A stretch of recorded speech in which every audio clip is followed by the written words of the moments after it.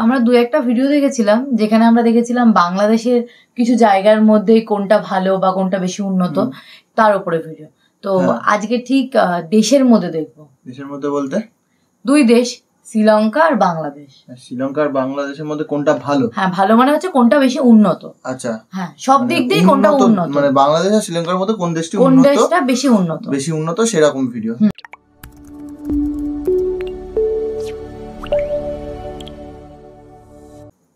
Hello বন্ধুরা, সবাইকে স্বাগতম জানাচ্ছি ওয়ার্ল্ড আল্ট্রা নলেজের আরও একটি নতুন ভিডিওতে। বন্ধুরা, দক্ষিণ এশিয়ার দুটি দ্রুত প্রবৃদ্ধিশীল রাষ্ট্র হচ্ছে শ্রীলঙ্কা এবং বাংলাদেশ।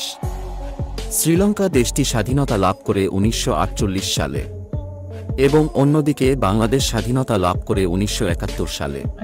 পৃথিবীর সবথেকে দ্রুত উন্নয়নশীল দেশগুলোর মধ্যে শ্রীলঙ্কা এবং বাংলাদেশ দুটি রাষ্ট্রই অন্যতম। তো বন্ধুরা, আমাদের আজকের ভিডিওতে আমরা আপনাদেরকে বর্তমান সময়ের তথ্য অনুযায়ী শ্রীলঙ্কা এবং বাংলাদেশের মধ্যকার ইকোনমিক বা অর্থনীতির একটি তুলনামূলক পার্থক্য দেখাবো এবং এই পার্থক্য দেখার শেষে আপনারা বুঝতে পারবেন যে বাংলাদেশ শ্রীলঙ্কার অনেক পরে স্বাধীনতা লাভ করলেও বাংলাদেশ এত কম সময়ে কতটা উন্নতি করে ফেলেছে। তো প্রথমে যদি আমরা শ্রীলঙ্কা নিয়ে কথা বলি, শ্রীলঙ্কার অফিসিয়াল নাম হচ্ছে the Democratic socialist Republic of Sri Lanka. শ্রীলঙ্কার রাজধানী এবং বাণিজ্যিক রাজধানী উভয় হচ্ছে কলম্বো। শ্রীলঙ্কার রাষ্ট্রভাষা হচ্ছে সিংহলি এবং তামিল। শ্রীলঙ্কা দেশটির আয়তন হচ্ছে ৬৫,৬১০ বর্গ কিলোমিটার এবং বর্তমানে শ্রীলঙ্কার মোট জনসংখ্যা হচ্ছে প্রায় ২,২০,০০,০০০ লাখ। শ্রীলঙ্কার প্রধান ধর্ম হচ্ছে বৌদ্ধ ধর্ম। দেশটিতে প্রায় ৭০% মানুষ বৌদ্ধ ধর্মের অনুসারী। তো বন্ধুরা, এগুলো ছিল শ্রীলঙ্কার কিছু সাধারণ তথ্য। তো চলুন এখন লক্ষ্য করা যাক অর্থনীতির দিকে। বর্তমানে শ্রীলঙ্কার মোট জিডিপি হচ্ছে ৭৫ বিলিয়ন মার্কিন ডলার এবং শ্রীলঙ্কার একজন সাধারণ মানুষের মাথাপিছু আয় বা জিডিপি পার ক্যাপিটা হচ্ছে ৩,২৯৩ মার্কিন ডলার।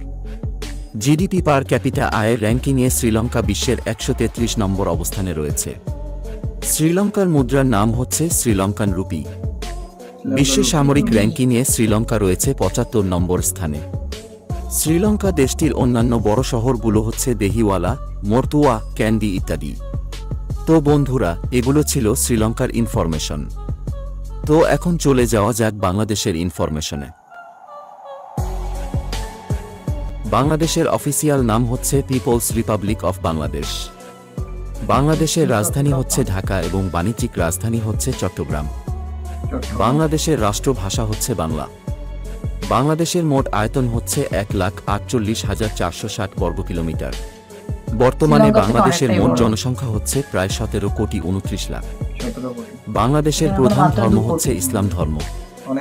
বাংলাদেশে প্রায় ৯৩% মানুষ ইসলাম ধর্মের অনুসারী। বন্ধুরা, এগুলো ছিল বাংলাদেশের সাধারণ কিছু তথ্য। তো চলুন এখন চলে যাওয়া যাক অর্থনীতিতে। বর্তমানে বাংলাদেশের মোট জিডিপি হচ্ছে ৪৫৫ বিলিয়ন মার্কিন ডলার এবং বর্তমানে বাংলাদেশের মানুষের জিডিপি পার ক্যাপিটা হচ্ছে ২,৬৪৬ মার্কিন ডলার। জিডিপি পার ক্যাপিটা র্যাঙ্কিংয়ে বাংলাদেশ বিশ্বের ১৪৪ নম্বর স্থানে রয়েছে। বিশ্ব সামরিক র্যাঙ্কিংয়ে বাংলাদেশের অবস্থান ৩৭ নম্বরে। বাংলাদেশের অন্যান্য বড় শহরগুলো হচ্ছে খুলনা, রাজশাহী, সিলেট ইত্যাদি। তো বন্ধুরা, এই ছিল আমাদের আজকের ভিডিও। ভালো ভিডিও। দুটো দেশের সম্বন্ধে জানতে পারলাম। উন্নতির দিক থেকে বাংলাদেশ এগিয়ে, অনেক এগিয়ে।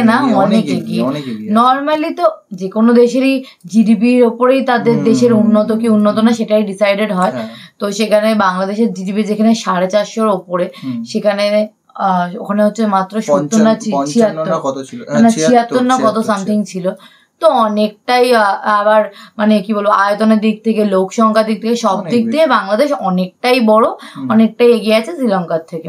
আর বাংলাদেশের প্রাকৃতিক সৌন্দর্য তো বলার মতো না, সেটা তো আমরা অনেক ভিডিওতে দেখেছি, তার তো তুলনা চলে না। শ্রীলঙ্কাও সুন্দর, এমনি শ্রীলঙ্কাতেও খুব সুন্দর ভালো জায়গা আছে, বাট বাংলাদেশে অনেক তুলনামূলক বেশি জায়গা আছে। প্রাকৃতিক সৌন্দর্যটা বেশি বাংলাদেশে আছে, এটা ঠিক কথা।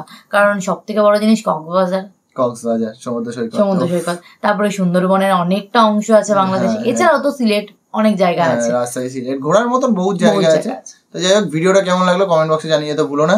দেখা হচ্ছে নেক্সট ভিডিওতে, ততক্ষণের জন্য টাটা।